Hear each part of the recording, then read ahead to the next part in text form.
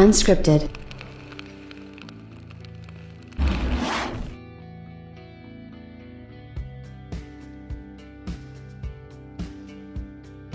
You know things have gotten bad when your own hardcore player base, fan base, what have you, start calling you out, and that's exactly what's happening to Xbox right now.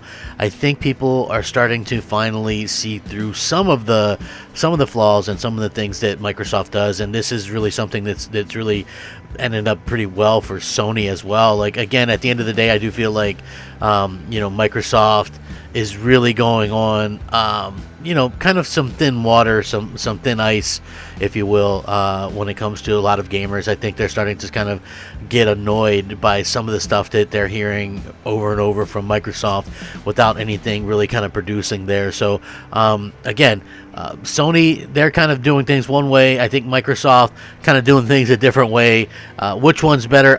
That's really just comes down to opinion. I know that there are facts that can be thrown out there, like the fact is that the PlayStation 5 is selling better than the Xbox Series X/S.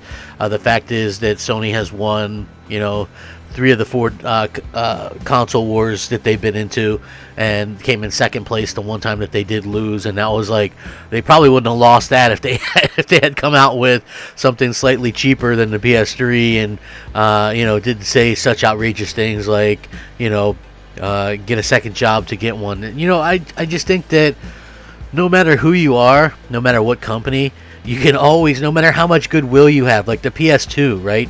Who would have ever thought that the PS2, and what did that broke all kinds of records, 150 plus million consoles sold, but who would have ever thought that Sony would lose that goodwill, that next generation, that quick, right? All it takes is some stupid blunders, and we're seeing that sort of with CD Projekt Red as well. I mean, The Witcher 3 picked up all those awards, and all those people and millions of people bought the game and loved that game. I liked the game. I reviewed it. I thought it was pretty good. But looking back, I still think that it was a little bit overrated and stuff like that, and kind of boring for me personally. But I get why people love the game. I actually preferred The Witcher 2. I played that when it came out on 360 day one, and I loved it. So you can imagine I was really excited by 3, but 3 just seemed like there was maybe a little bit too much to do everywhere.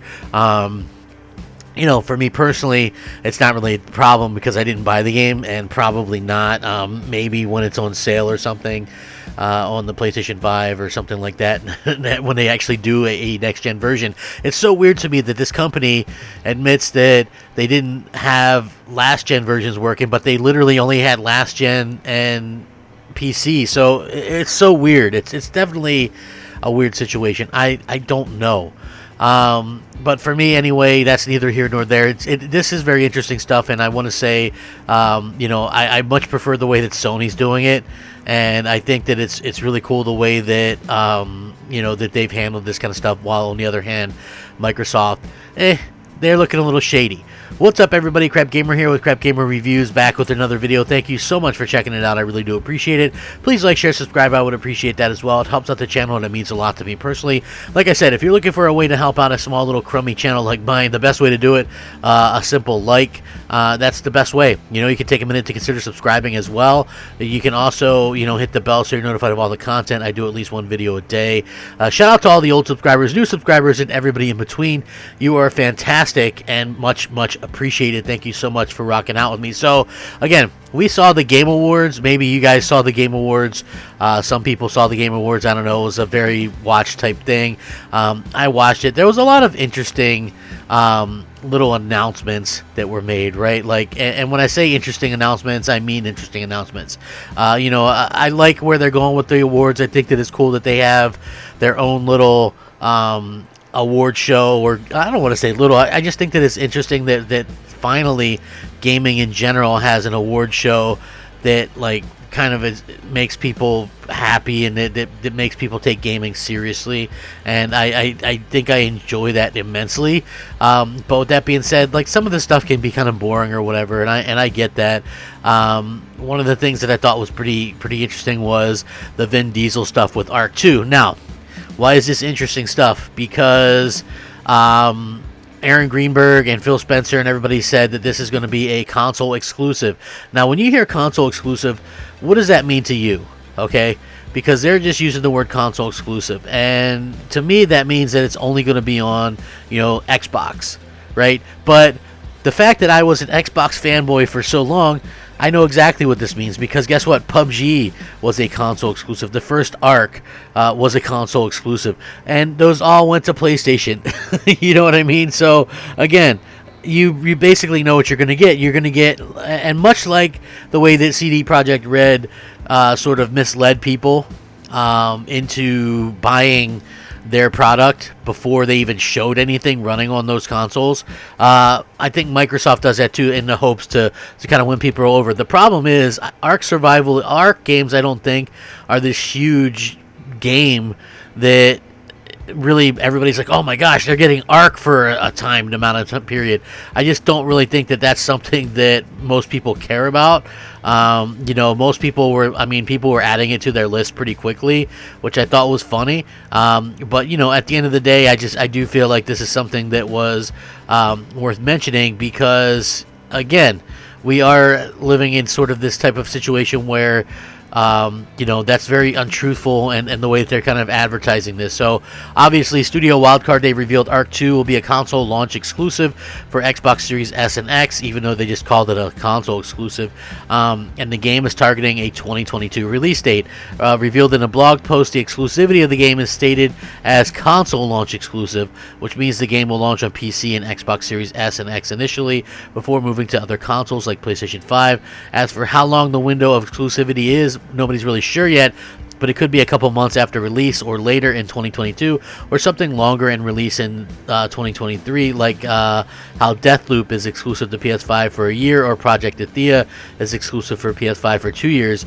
Generally, console launch exclusives do tend to come to the opposing platform rather than not releasing at all, even if the exclusivity period has ended. So the game's 2022 release suggested is still a long way off, and there's a lot of work to be done to develop the title before it releases. But at least when it releases on PS5, a lot of bugs and issues that come with the new game will hopefully be fixed.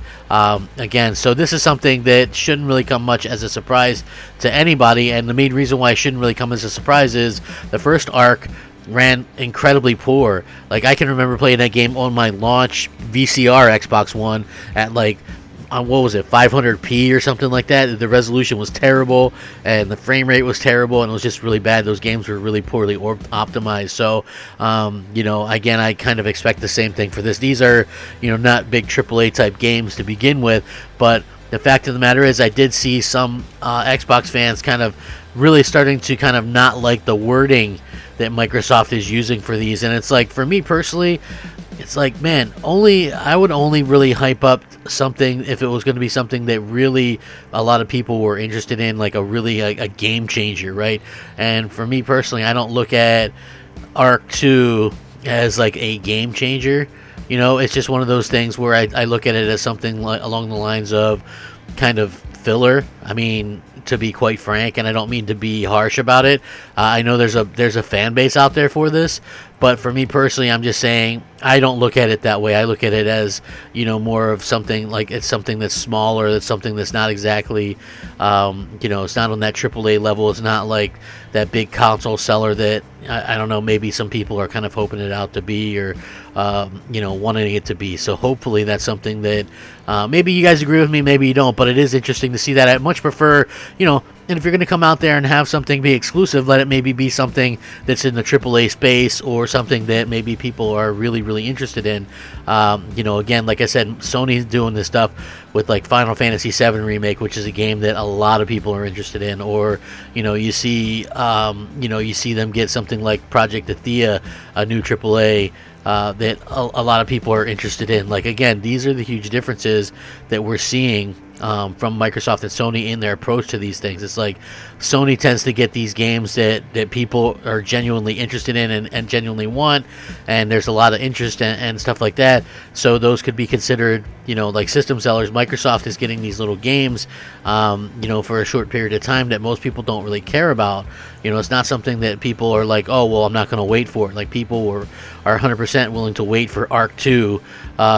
You know what I mean? It's not going to be something that's going to be the deciding factor. factor in somebody's choice of console. So yeah, for me, again, this doesn't really play much of a thing for me either way. But like I said, you know, very interesting to see that, and very interested to see Xbox fans kind of catching on to the whole exclusive. Launch exclusive. I mean, has there ever been, and I know Sony does this too, but has there ever been like more shadiness from a company than Microsoft with that whole launch exclusive stuff? Like literally all that stuff from the medium on is there. It's basically games that are going to come to PlayStation as well. So for me personally, that kind of gets old hat or whatever. But I'm going to link this. You guys can let me know what you think. Sound off in the comment section. Thank you so much for watching. Please take care of each other. Have a great time gaming. Please stay safe, happy, and healthy out there. Have a fantastic day. Rack 'em up. Game on, my friends. Game on. Crapgamer out. Unscripted.